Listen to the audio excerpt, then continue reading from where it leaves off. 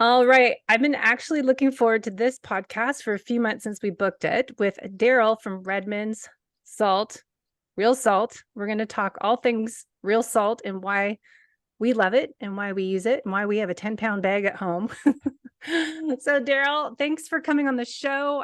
I seriously kept looking at when is that podcast? Because we booked this a few months ago and it's something we always talk about in the low carb community and keto, the low carb cruise with all people that are big fans of yours. We are all about Redmond's Real Salt. So thanks for bringing some light on salt. Debbie, it's great to be on the program today. Thank you so much. People here, we're going to talk about salt, and some people think that's got to be the most boring topic in the world. But I I just know. love talking about salt, and hopefully, some of your listeners will learn something new today. Good. I know. I just saw a video. I have my spider cobweb cleaner over there. So hopefully I should change my camera. I'm in my glass house and it's cobweb season. I have to sweep around me. So no distractions. So I want to talk about what is Redmond's Real Salt because it's a family-owned business and it's a mining salt. Can we just talk about what is Redmond's sea salt? How it started? Yeah, so people hear of salt and they hear that Redmond is out of Utah, and the first thing they think of is the Great Salt Lake because they've heard about all of this salt in Utah. And it would be a good guess, but Redmond comes from about 2 hours south of the Great Salt Lake. Geologists tell us there was an inland sea back during the Jurassic era, and this inland sea, which geologists would put about 150 million years ago in late Jurassic period, this ancient inland sea was eventually cut off and buried under volcanic activity. And then as Utah and the Great Basin was pushed up, this inland sea, this prehistoric seabed with this natural mineral salt, was pushed up right along with the Great Basin. And then the Native Americans saw the animals pawing at the ground and eating the soil. And so that's how they found the deposit originally. Then, when the settlers kind of came through Utah in the 1800s, they noticed that the salt had been uncovered. The Native Americans had moved on, they weren't here at the time, but they had seen the salt was uncovered. And so my grandfather had this farm here in central Utah. They did alfalfa and corn and barley, and just north and south of the farm there were these little outcroppings of salt that had been harvested long before the settlers had kind of come through central Utah. And so in the 1950s, the salt, or the farm rather, wasn't doing that well. There was a big drought in the 1950s, and so my grandfather and his brother decided to go into the salt business. And in World War II, my grandfather was a riveter and a business manager at McDonnell Douglas in California, and his brother was a miner in Kennecott, the big copper mine here in Utah. So they had some business experience and some mining experience, and so they decided to go into the salt business back in the 1950s, and that's how we got into salt in central Utah. Yeah, because I've been to Salt Lake City just to go up to Park City, which walking around the old town there, I didn't realize the history of it was all mining town back then. It's interesting background because I actually just had a client that's from there and she had heavy metal toxicity. I thought I went down some rabbit hole going, well, I wonder where it's their workplace and what's going on in there. But I went down to the history of Park City and Salt Lake, the mining towns. Yeah, there's a lot of mining in Park City. A lot of silver mines was the big thing there in Park City, and here in Utah, actually, coal and radon is a big problem because of the seepage. Around Park City, there's actually quite a bit of radon that people have to mitigate in their homes because of the fissures that kind of come up through there. But this is, a couple hundred miles south of there, and very different from the Park City mining district that sounds like your client's familiar with. Yeah. So with salt, you mine it. How's it salt made come in a bottle? That's a How do great we get question. salt? So What is salt? there's really a couple of different ways that salt can be produced. And if we went back 100 years ago or 200, 300,000 years ago, salt was produced differently than it is today. And so there's a couple of main ways. So if we went back and looked at early man, salt was essential for life. It was a source of trade. It was essential for food preservation, for human health, for animal health. In fact, every civilization started around access to the salt deposits, because without salt, everything starts to die. In order of importance, we have oxygen. Obviously, if the oxygen were sucked out of the room, we would know in a hurry. And then water is the next important. And then salt is the Mm. third. You can live a long time without food, and some of you could live longer than others, depending on how many extra calories we have packing around with us. But would have a tougher time living very long without oxygen. We'd have a very tough time living very long without water, and a very tough time without salt. And that's why our native ancestors, salt was so essential. In fact, some of you may have heard the old saying, "Is a man worth his salt?" And that saying comes because in the times of Rome, soldiers were paid a salary or saline based on the term salt. They were paid a wage in salt. And Oh, so if you weren't working hard or earning your keep, you weren't worth the salt you were paid. And so that idea is man worth his salt comes oh, because of the value that salt had. Every religious text, every history book, salt has always been essential for life. And yet, a few years ago, maybe 50, 60 years ago, everybody thought salt was bad for them. And there was this study that was published in the 1950s that said all salt's bad. It was a faulty study, kind of like, you go back not too many years ago and everybody thought that all fat was bad. And so we went through this craze where, all fat bar none was bad. We should avoid it and we should just eat a bunch of carbs.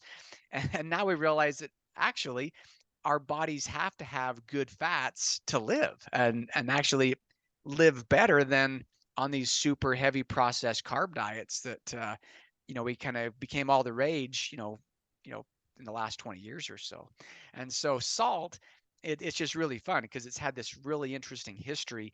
And without salt, everything dies. And the first thing that will happen if you go to the hospital is they're going to give you an IV of saline solution, which is salt water. And so, in fact, an IV of distilled water, an IV of tap water, an IV of coffee, that might sound good in the morning. I mean, any of those things would kill us. It has to be saline solution or lactated ringers, which is a electrolyte solution with sodium chloride, calcium chloride, potassium chloride.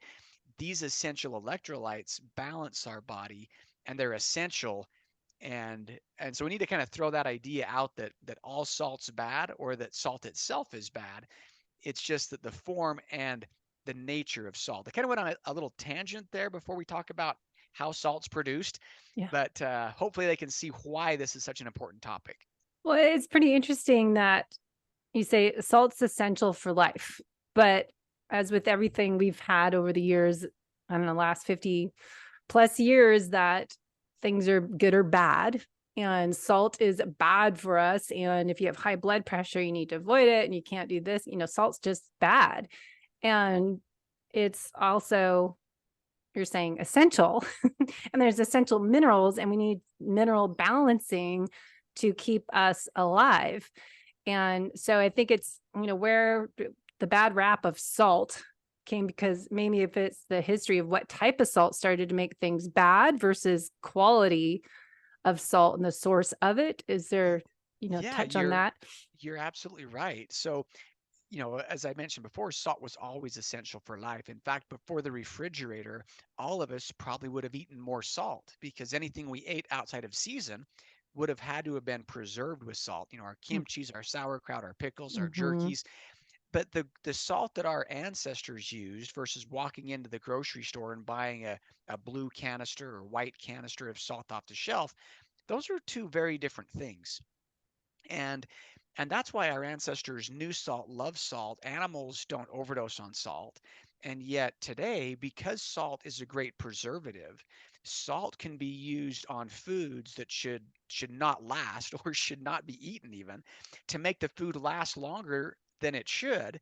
And it's a cheap preservative. And so now we have poor food that demineralize, bleached white flours, refined sugars, and then we add a copious amount of processed salt and we wonder why we feel crappy. But it's not the natural salt's fault. It's all the stuff that happens before we get there. And Mm-hmm. so this would be a good time to go back and talk about how the nature of salt changed. So if Yeah. we went back, a few thousand years ago and we lived by the ocean, what we would do is we'd go out over to the ocean and we would gather the seawater. Seawater occurs around 2 to 3% salts. And it's not just pure sodium and chloride, it's got other calcium chloride, magnesium chloride. Seawater has iodine, which is why seafood and seaweed is rich in iodine. And so we would take that seawater, we would gather it in a pot or a pan and put it on the fire and evaporate that water off. And eventually it'll go from 3% salt to 4 to 5 to 6. At 26% salt, that water is at max salinity, so it can't hold any more salt in solution. And so the salt will start to fall out of suspension onto the bottom of that pan. And we can make a little pot of salt doing that. Again, it's 3%, kind of like if you were making honey, or not honey. Well, yeah, honey, or even maple syrup. You get that maple from the trees and it's very watery, and you boil it down until you get syrup. And salt would be kind of similar. You can start with the seawater. It's 2%. You boil it all down to get all the water out, and then you're left with this little layer of salt crystals. And if you do that in a single pot, you will have all of the sea minerals there in that pot with the salt. Now, that's hard to do in a commercial application in a little pan. I mean, you could do it in your Hmm. kitchen, but what bigger salt manufacturers would do, and what our ancestors would do, is they would take clay and they would make a pond near the seashore. And clay doesn't allow the water, the seawater, to go back into the sand. And so if you take a gray clay and you line a pond and you bring the seawater in and let the hot Mediterranean air evaporate off the water, when the salt crystals fall out of suspension onto the bottom of the pond, we can take a rake and rake up those salt crystals along with that gray clay, and we'll get French gray salt. And that gray color is coming from that clay mineral, as well as the full spectrum of minerals. And it's a beautiful, healthy, clean salt. And that was how the French gray comes from. Now, if we lived in Hawaii and Yeah. we had red clay, we would line the pond with red clay, and then we'd get this Hawaiian red salt, because the red clay is now pulled up with the salt crystals. Same with And if you, lava. yep, Lava salt you get there too. yep, and you could have some activated charcoal in that Mm. pond, and then you get this black activated charcoal salt. Now, if you didn't live by the coast, the other option for our ancestors was to find an ancient prehistoric seabed. And so there are these seabeds like the one here in Utah that I mentioned, that was during the Jurassic era, that was laid down, evaporated, and preserved, eons ago. I just And think of Jurassic, by the way, as Jurassic Park, the movie theaters, movie series. So yep, Jurassic is a time, not just it a is. movie. Yes, it's a and I wasn't alive to confirm any of the dates, but geologists would tell us it's about 150 million years ago, is what geologists would say. And so this ancient seabed now, the our early ancestors would watch the animals find these salt deposits that have been pushed up near the surface, and then you could harvest the salt that way. And so it's very similar to that process that we can watch that occurs in France, or we could occur in Spain, or occur in the Gulf of Mexico, the San Francisco Bay. But it happened, long ago, long before we had some of the challenges that our oceans have today, because unfortunately, we humans haven't been the best stewards of the planet. And water being the universal solvent, it doesn't take a whole long time for Exxon Valdez spill up in Alaska to make its way all the way down the coast of California and down through South America, or the BP oil spill, or the Japan nuclear disaster. So Mm. there are some challenges with current oceans that the dinosaurs, back in the Jurassic Park movie, didn't have to worry about. Now, there may have been some other, pollution and problems that they had to worry about, but it's not the microbeads and the plastics that we have in our ocean waters today. And so there are some of these prehistoric seabeds with salt that occur. We know of one in Bolivia called the Bolivian pink salt. It's a really nice, clean salt from Bolivia. There's the Himalayan pink salt, which is an ancient seabed that occurs in Pakistan and Nepal. And then there's the Redmond real salt that occurs here in Utah. And geologically, those are all very similar, which would make sense because they're all prehistoric seabeds. And even though you might be in, South America or Alaska, the content of the seawater isn't substantially different outside of, man, getting in the way. Hmm. So interesting. So with that, you're talking about the heavy metals. I know a lot of people are afraid of salt and having salt because it's going to have, raise their blood pressure. It's bad for you, but also the heavy metals in it and iodine and no iodine. And so how do we clarify, not that there's good or bad, but good or bad quality? We're looking for, I always think food, nutrient dense whole foods that have the most quality in it. So what would you say for the salt? How is Redmond's, as a great example, a good quality salt that is free of heavy metals? Yeah, it's a great question. And as part of that, let's talk about the refining process that Mhm. salt from the oceans or salt from underground goes through. Now, because we live on the planet Earth and all of the earth minerals are everywhere, there's going to be trace amounts of heavy metals in really trace amounts everywhere. If you go out and you buy some sunflower seeds, or you even go to a very virgin soil that's never been near any type of petroleum manufacturing, because we live on the planet Earth, there's going to be ultra trace amounts of mercury, lead, aluminum, because we live on the planet Earth and all of these things are present. Now, there's a big difference in a very trace or ultra trace amount of something and being near a fired power plant where you've got all of this pollution and toxicity that man is introducing into the environment. And so those are two very different things. And so we need to be aware of that as we're looking at our food source. Mm. And so in natural salt, yes, there is a trace and ultra trace amounts of some of these, which would normally be called, heavy metals. There's aluminum is an interesting one because, we know that refined aluminum is toxic and it's bad. However, in nature, aluminum doesn't occur as pure aluminum. It's bounded with silicate, and aluminum silicate is very different in the body than refined, pure aluminum. And so something to keep in mind there. But salt in the oceans, there's a series of processes that start to take place. About the turn of the century, salt manufacturers realized that seawater occurs with potassium chloride, calcium chloride, magnesium chloride, as well as sodium chloride, which is what our bodies are based on. We are sodium chloride based creatures. If you went to the hospital, it would be extremely rare to get any IV other than a sodium chloride based IV.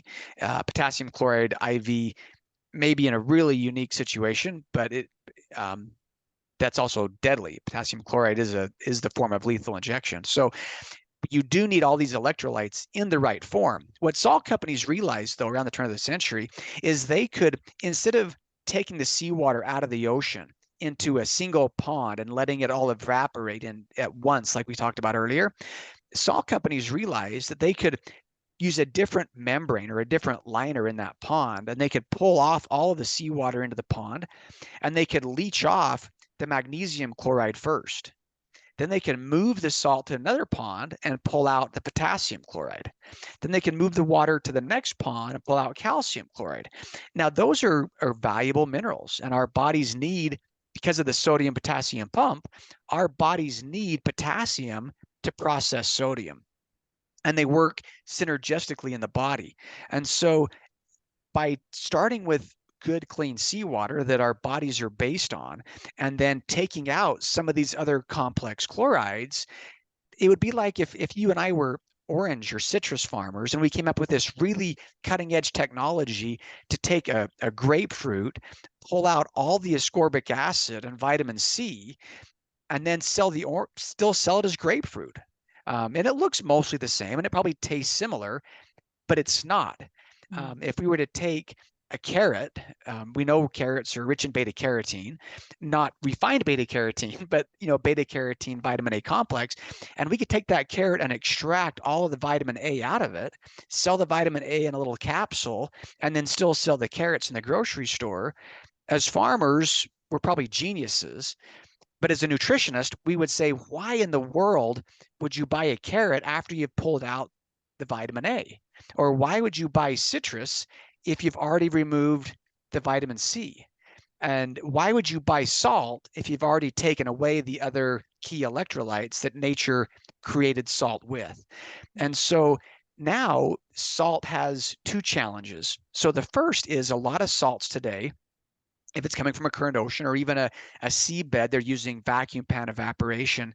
They can, through a series of processes, remove some of those other key electrolytes. That's problem number one, which is a problem, but none of those electrolytes occur in high enough forms to be considered a dietary source of magnesium. Yes, there's some magnesium in natural salt, but it's not enough to give your body what it needs. Same thing with potassium.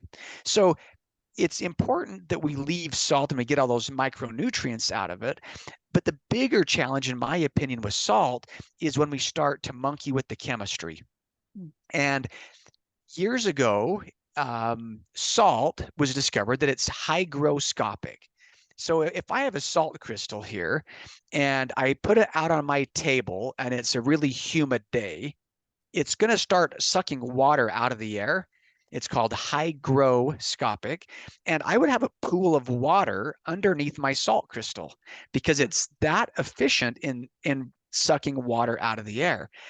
Now, it's kind of interesting because salt's job in the body is to regulate intercellular and extracellular fluids. That's one of salt's, among many things. Salt plays dozens of roles in the body as far as, cleansing and electrolyte balancing and electric charge, cleansing the cells. There's so many things that salt does, but one of the big things is regulates moisture.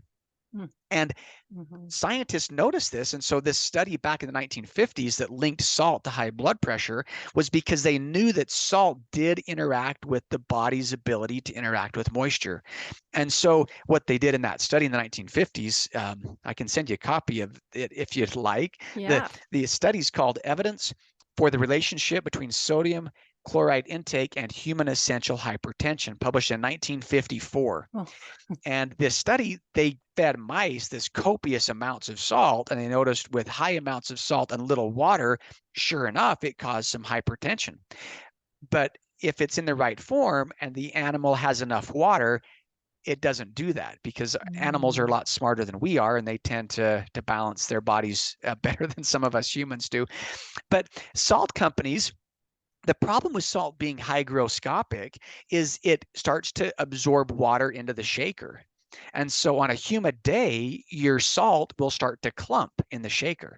So our grandma knew that. She'd put rice in the salt. I just had a flashback. We had a boat growing up in Vancouver, Canada, and we'd have weird things of rice in our salt shakers on the boat. And that's why. Yep. Just like you'd put your cell phone in a bag of rice to help absorb the moisture, you can put rice in your salt to help the salt stop retaining moisture. And salt, in nature, it does that. Salt's job, because of the way it interacts with moisture in the body, it does the same thing in the air. And so a group of scientists got together and said, okay, what can we do?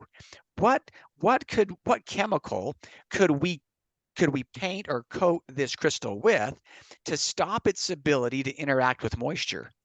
Because if we can do that, and we have all these little salt crystals in the shaker, and if we can coat every one of those with a chemical to stop that salt's ability to interact with moisture, then when it's raining outside, then the salt will still pour out of the shaker. And so this marketing campaign with this cute little umbrella girl, and it says, when it rains, it pours, and the salt is trickling out of the shaker as it's raining all over her. Oh, that's because the salt crystals are coated with a chemical to stop its ability to interact with moisture. And I think that's the bigger problem with salt today is, yes, we do want salt that's not been processed, so we get the full spectrum of salt the way nature created it. But the bigger challenge is this chemical, and there's dozens of chemicals that a manufacturer can choose from to coat that crystal with. A few of them, one of the meaner ones, is called yellow prussiate of soda. If you looked up yellow prussiate of soda, it's sodium ferrocyanide. Oh, sodium, cyanide doesn't make it sound cyanide. very good. Ferrous is iron. And there's even some salt companies, they got approved. There's an anti-caking agent sometimes you will see that says anti-caking agent E535. And you can list that on your label, anti-caking E535.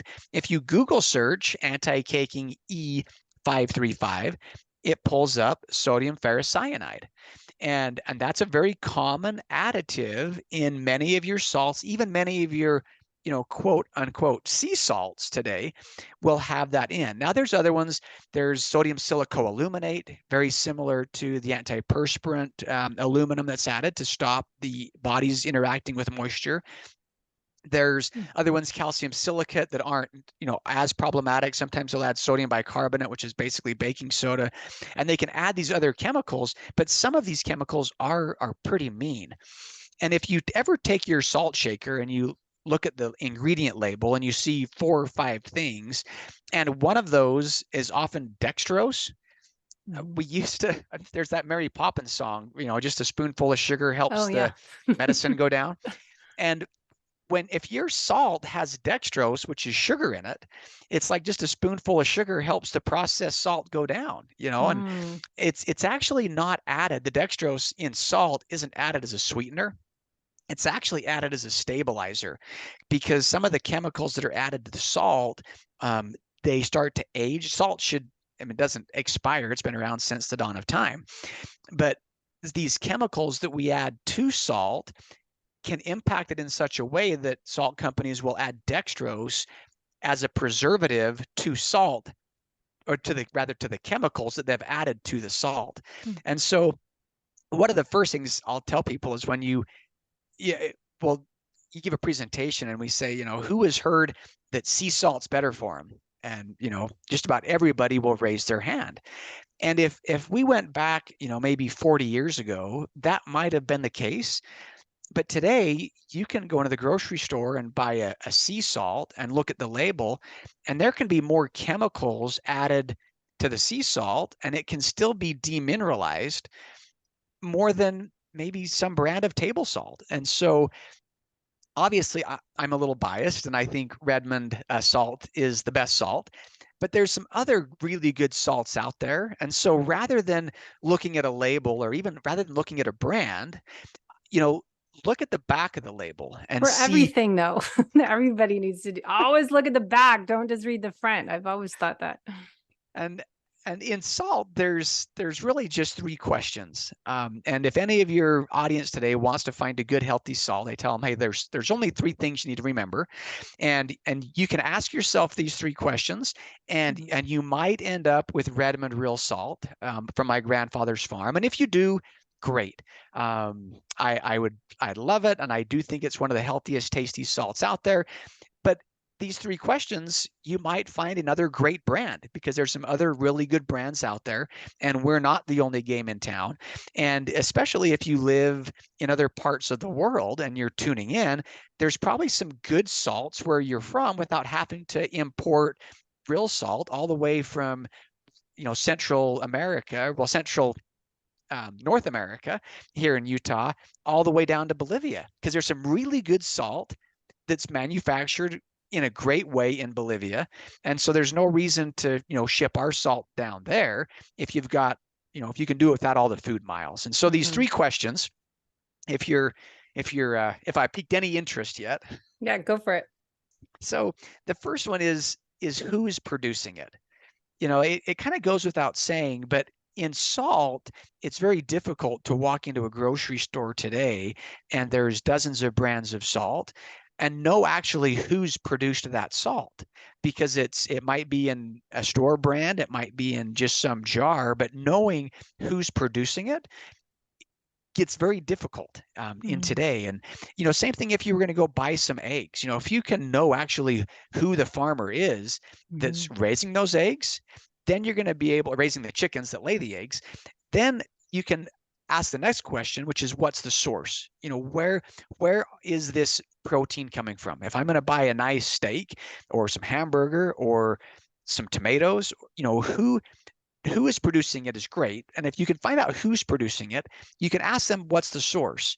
Is the kale coming from a a garden or a farm that's raising it without pesticides and all the other kind of chemicals in the soil.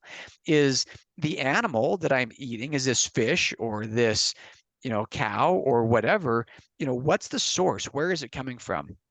And then Mhm. the next question be, what's the process? Mm.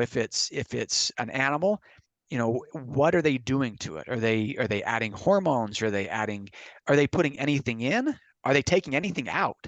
In the case of salt, we want to know both of those. Are they taking any of the minerals out? And are they adding any other chemicals to it? And I think if we can know the source, if we can know who's producing it, and we can know the process, it doesn't matter what food we're eating. I think we're going to end up with a lot better food quality, Yeah. um, no matter the brand. Yeah. Food. Yeah, for sure. It's that whole thing of, ideally not buy food with a label, but read the ingredient list, find out those great questions. Who's producing it? What is the source? What is the process? And I think that goes for everything you use and eat, consume on your body and in your mouth. So, can we touch on electrolytes? Because athletes, we're working out and, summertime, and I was just in Palm Desert. It's dry. I feel like I always have to have more electrolytes, and I get that dry mouth, and I'll put just the sea salt in my water. Let's talk about what are electrolytes, mineral balancing, and how we need a certain amount, because that gets confusing. You'll hear some people in our space say, "Oh, I can have 10,000 milligrams of sodium a day," and they're doing great. And other, listen to all the other people in the low carb community can tolerate a lot more, and people are, I think, scared of that. And how do you figure out what works best for you as a unique individual? So let's start with electrolytes. Yeah, so electrolytes are essential. I mean, the term electrolyte is because it's something that conducts electricity. And our bodies, we talked about before, outside of a spiritual discussion, the only difference in you and I visiting here 1 minute and both of us being dead the next minute, outside of a spiritual discussion, is just the absence of an electric current. Mm. And my hand moves because of an electric impulse firing through the muscles. And my mouth and my thoughts are because of electrical neurons and conductivity. And distilled water is a very poor conductor of electricity. So we have to have minerals and Mm. electrolytes, the key being sodium, potassium, magnesium, calcium. Those four, and then chloride, are the major electrolytes that keep our bodies functioning. And this is why if you go to the hospital, even if you have high blood pressure, even if you have water retention, the first thing that the hospital will do is they're going to start you on an IV of saline solution, which is salt water. Now, even if you have high blood pressure, that's what you're going to get, because if they gave you an IV of distilled water, your cells would start to shrivel. If they give you an IV of tap water, the cells would start to rupture. You have to have 0.9% saline. And that's what our bodies are based on. And if you take a saline rinse, you can rinse your eyes. It doesn't burn. There's no sensation. You can pump saline up your nose. Mhm. There's no sensation, because our bodies are balanced by this saline. If you flush your nose with distilled water, or if you rinse your eyes with distilled water, they'll get really sticky, Right. because our bodies have to have that natural saline. And so our tears are salt, our sweat is salt, our urine is salt. So we have to always be replacing that salt. And if we drink distilled water, which there's not a problem with that necessarily, because with all of the worries about the impurities in our water today, distilling and reverse osmosis is a great way to get rid of some of that. The pharmaceuticals that might end up in your water supply, you can't get those out with a normal filter, so you'd have to use something else to do that.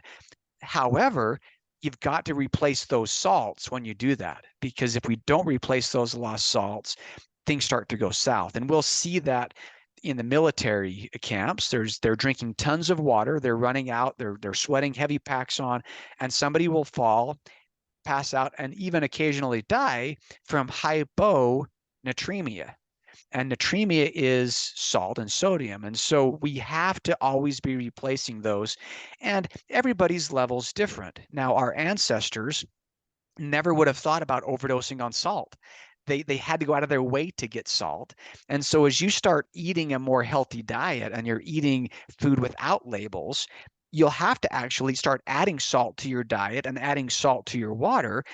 And if you start feeling and listening to your body talk, you'll be able to find out what that right amount is for you. And if you're somebody who's in the sun a lot, you're a roofer, maybe you're a firefighter, you're even gardening a lot, all of the time you're sweating, you are sweating out salt. And so for somebody who is out in the sun, maybe they've got a lot of gear, they've got a pack, as you're sweating a lot, you're going to go through more water and more salt than somebody who has a more sedimentary, temperature controlled lifestyle. And so it's really hard to say a blanket, this is a number. However, if you have access to water, humans have never overdosed on salt if it's in the right form, because your body craves water. Most humans don't overdose on water, right? In fact, most of us are probably dehydrated. And if you start listening to your body, when you're thirsty, you drink water. When you're not thirsty, you stop drinking water. And when you have a salt craving, a lot of us think today it's a sugar craving. It's actually salt. And if you think you're craving sugar, put a little piece of salt crystal under your tongue, and you'll find it tastes sweet. And it's actually quite satisfying, because oftentimes we're dehydrated and we're low on salt unless we're eating out of boxes and bags and cans and bags of chips and bags of processed foods. Mm-hmm. All right. Yeah, Dr. Ben Bickman always says that, just avoid eating out of eating food that comes in a bag or a box. It's simple, no barcode. So with the athlete, the electrolyte balance, we get so dehydrated training. It reminds me a few things of in Ironman. One, often finish line, you're kind of almost trying to get to the med tent so you can get that saline solution so you can get rehydrated. I know Ben Greenfield, I would help one year. I helped him at Ironman Canada, and he went, it's like, you almost have to act like you're going to pass out, but you want that often to get that rehydration. And I always say that you don't sweat out water, you sweat out minerals. And so you need to always replace that, not just drinking plain water. And one more thing on race courses, as I know Ironman Hawaii years ago started doing base salt. It was just handing out, a little container as you guys use at fairs, and then you just put on your tongue or wet your thumb, wipe it with the salt and then put it in. Same thing you're just saying, that just gives you the right amount. And if it tastes salty, you don't need it. So it's kind of that intuitive fueling to figure out your hydration is just go by taste.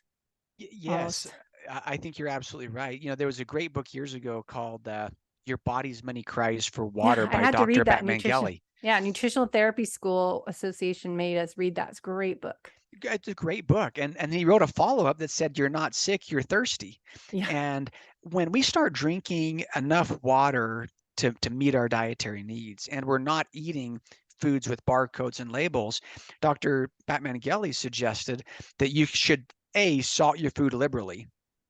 And then for every quart of water you're drinking, you should add a quarter teaspoon of salt to that water. And so he had this formula. And so I've used Dr. Batman Gelly's formula when I'm talking to mom groups and to sports clubs, because people know that they need to replace salt out on the football field. The Florida Gators were having this big problem with cramping and nauseousness because of all the loss of electrolytes. So they got together and created a product to aid the Florida Gators. But it started out as a good idea, but then it became, sugar and artificial colors and flavors and food coloring and all kinds of other stuff. People might not have caught that. That means Gatorade, if you didn't know the history. Yeah, Gatorade was created as a sports drink to aid the Florida Gators, but then added sugar and artificial colors, artificial flavors, and you could make your own sports drink with a quart of good clean water and a quarter teaspoon of good clean salt, put in a squeeze of lemon or some agave or some fig syrup or whatever you like for a little bit of sweetener. And it is an amazing sports drink for pennies on the dollar without all the other garbage in it. Now, because our bodies do need potassium, calcium, and magnesium, In seawater and in natural salt, those exist, but not in the levels high enough for most of us. And if we looked at the diets of our ancestors, which scientists have done, they said that our ancestors ate foods a lot higher in potassium than we do today. And so many of us either need to find out or seek out good sources of food-based potassium, or in a lot of the supplements that we do, to find a good clean source of additional potassium. So we make a electrolyte drink, we take the natural salt, and then we actually add additional potassium and magnesium and some calcium to that, because most people, yes, they need good clean sodium, but they also need higher levels of potassium if they're not eating a diet with foods rich in potassium, because we need both of those. It's not just the sodium. And even though real salt and natural salts, Celtic, Himalayan, Hawaiian, Bolivian, they all have a little bit of potassium in them, it's not enough for most people if they're not eating a more natural diet that has higher levels of dietary potassium in it. Yeah, and people can listen to my podcast I did on my hair tissue mineral analysis, HTMA test. That's how you can measure, great way to measure minerals and having them, the balance of them all, and then sources of heavy metals. It's interesting. It's just cutting, you have to cut a little bit of your hair from the roots, but it is that balance. And I was always low in potassium, and it is hard to get enough potassium. So I started drinking the Real more during the day and salting my food, but I find the effort is needed more to get that potassium, because I got some recipe to make potassium broth and it was way too much work for me, who's not a chef, but it was like, cut up all these vegetables, these potatoes, and saute them, and then just save the water and drink that. And that's your broth to get enough potassium minerals. But simple way, people don't want to do all that. They could just get the electrolyte blend to keep you in balance. Is there a chance if we just do, say, Redmond's real salt all over our food? And I find I have to salt everything, and I must be really low, because I do believe in intuitive fueling and intuitive eating, that I always want to salt everything, and even like put it in my coffee and put it on some almond butter with my apple. It just salt just makes I just have it on everything now. But is there a fear of, or your body going to tell you if you are too much and you're out of balance? You're saying just it will taste differently, or you just don't, you feel like it's Yeah, salty? so taste is a big thing. Our bodies will let us know when it's the same thing with the big bottle of water. You come off a nice long run or a bike ride, that first glass of water tastes amazing. The fifth glass of water is going to start to feel like too much. And if we listen to our bodies, like that piece of salt, that tasted really good. This morning I was out working in the yard and went for a bike ride, and I know I'm a little salt deficient. Now, if I were to do that again, at some point, that's going to start to taste salty, as my body says, hey, you know what? You've had enough. And you don't have that craving for that item. So I think, as animals are really smart, especially horses. If you ever watch a horse, they are very intentional eaters. They will, pick at this bark. They will eat this fence post. They're smart, and they listen to their bodies. And it seems like we humans have kind of forgot the importance of listening to our cravings. So that's a big part of it. Yeah. Now, if you're on dialysis and on kidney failure, just forget everything that we've said today, because a healthy kidney, Dr. David Brownstein would say, healthy kidneys could process 4 ounces of salt a day. So our kidneys have the ability to process high amounts of salt. In fact, a 1-liter bag of saline has more sodium than the daily recommended allowance, which is crazy to think about. Because you would think that one bag of saline would never have more than 2,300 milligrams of sodium, but yet it does. It has about 2,700. But it's because when it's in the right form, our bodies, you could get gallons of saline pumped through you. And as long as you have a catheter and you have other electrolytes to balance that, you're going to be fine, because our bodies are designed to be saline solution in motion. Our tears are salt, our sweat is salt, our urine is salt. And so our bodies aren't meant to be sugar overloaded. Yeah. And so if anything, it's not the salt that we need to avoid, it's the sugar, because the salt actually balances with enough water. Our bodies won't overdose on salt, and it actually salt's what balances and keeps every system in our body functioning. The high amounts of refined carbs, the high amounts of sugar, that's what our bodies were never meant to run on. And if you go back to early man, they had access to salt, but they didn't have access to this super abundance of sugar. Like you had berries, you had some honey, but any of these things you had to go out of your way to get, where salt was readily available.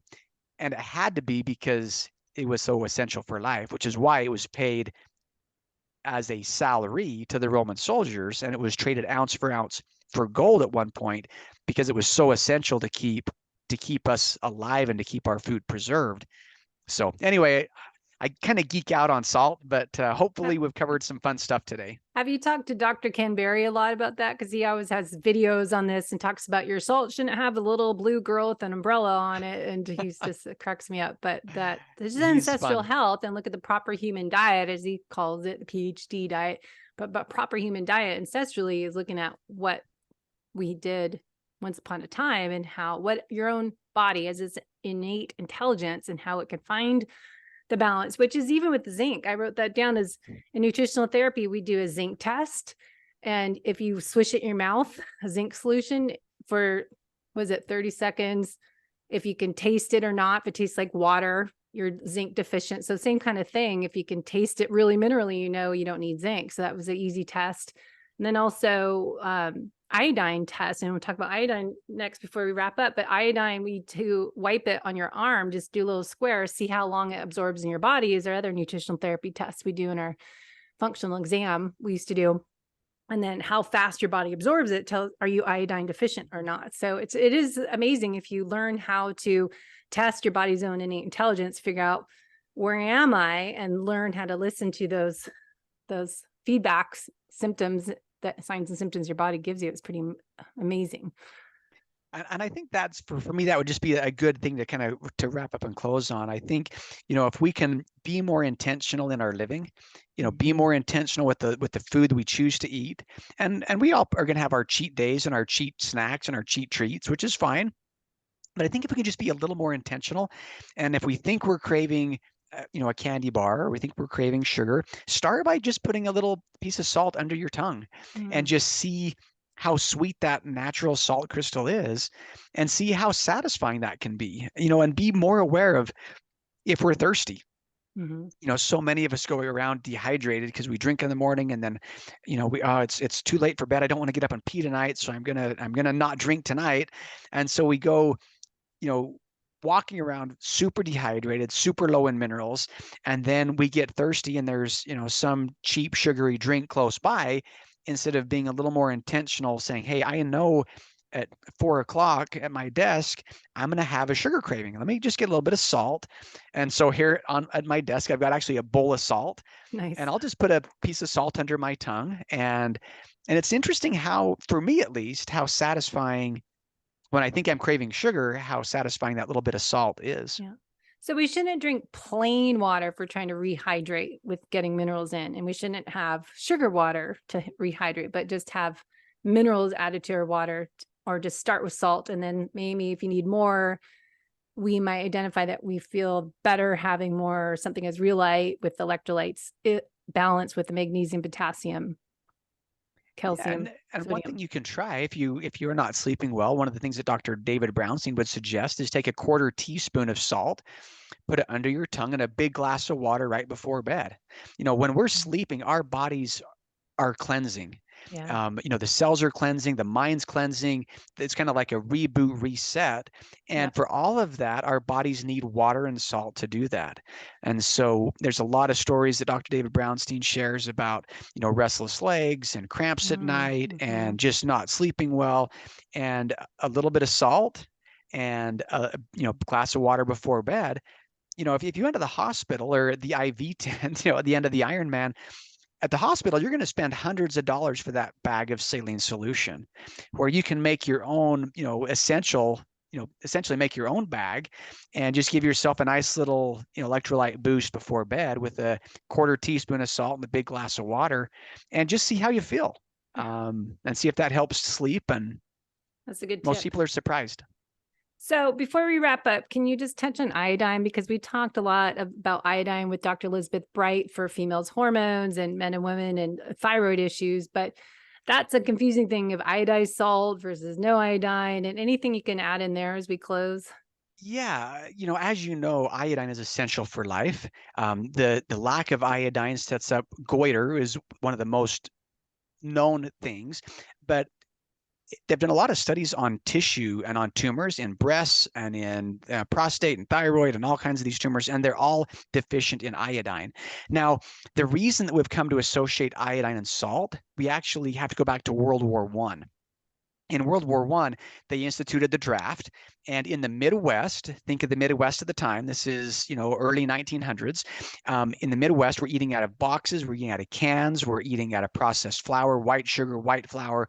And as they started the draft, they noticed that there was a high density of goiter problems in the Midwest. They're not eating seafood. They're kind of landlocked. They're not eating any kelp or dulse or seafood in general. And so the military got together with the Food and Drug and said, what do we do to solve this goiter problem? Because we can't have men drafted if they've got a big goiter. And so they said, what food can we add iodine to force it on the human population? Like some municipalities will add fluoride. It's a different discussion. They'll add fluoride to a water supply to force consumption of fluoride. And so the scientists got together and said, what food can we add iodine to force consumption of iodine? I would have loved to have had one of them say, hey, let's have a campaign on the importance of eating dulse or kelp or other seafood. They didn't. They said people have to have salt to survive. And we can take potassium iodide, which is one form of iodine. We can add it to salt. It becomes somewhat stable. And then we can force people to eat more iodine. And because of the importance, we're going to create a law that says if you're a salt company and you don't add 45% of the RDA per quarter teaspoon in your salt, you have to put a warning that says this salt does not supply iodide, a necessary nutrient. Even if natural salt like this has about 10% of your recommended daily allowance of iodine naturally, if you don't add an additional 45% of potassium iodide, that disclaimer is required. What's interesting is salt was never meant to be a source of iodine, even though there's a trace amount there. And as a follow-up, Dr. David Brownstein did a study called, and he published it in a book called Iodine, Why You Need It, Why You Can't Live Without It. And he shows that the iodine added to iodized salt is less than 10% bioavailable. So not only is it a processed form of iodine, it's not a very good source. Now, even at 10%, it's better than nothing. And so because iodine is so essential, if your only choice of iodine was iodized salt, that's better than zero iodine. Fortunately, we have a lot of other options. There's great foods that are rich in iodine, and there's some really good iodine supplements that are way better than a processed iodized salt. And so that's kind of the short version. Yes, as you point out, iodine is essential. Women, really absolutely essential. And a lot of men, reproductive wise and energy wise, and there's a lot of functions that iodine does for men, not just women. And most of us are iodine deficient because we're not eating enough dulse, we're not eating enough kelp, we're not eating enough seafood in general. And a lot of our foods have less iodine than it did years ago. So yes, iodine is essential, but iodized salt is not the place to get it. Yeah, good. All right. So we're out of time, but where can people find Redmond's Real Salt and read some research and learn more? Where do we want to send them? One of my favorite books on salt, if you want the geeky history side, is a book called Salt: A World History. It's an excellent book. You can find it on Amazon. It goes through all of the cool history of salt. For the health side, one of the easy places to start would be at our website, which is just real salt, as opposed to fake salt. It's realsalt.com.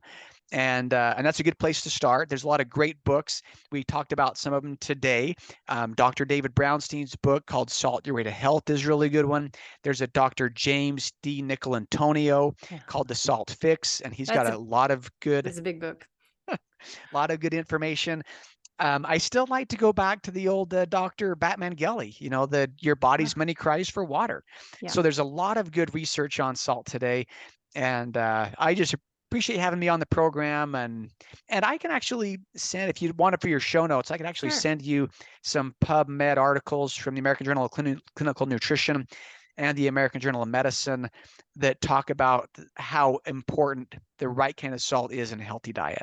I think so. That'd be great. And I think most of us are listening are endurance athletes doing a lot of volume of training outside, even though we should, less is more is what I keep telling everyone, quality over quantity, but they are working out in sweating and not getting, hopefully people are getting off the processed foods, but just getting enough electrolytes in and figuring out how to keep them all in balance and how to know when you need some salt. And I think we gave some great tips and just simple things, put it in your mouth, a crystal and test.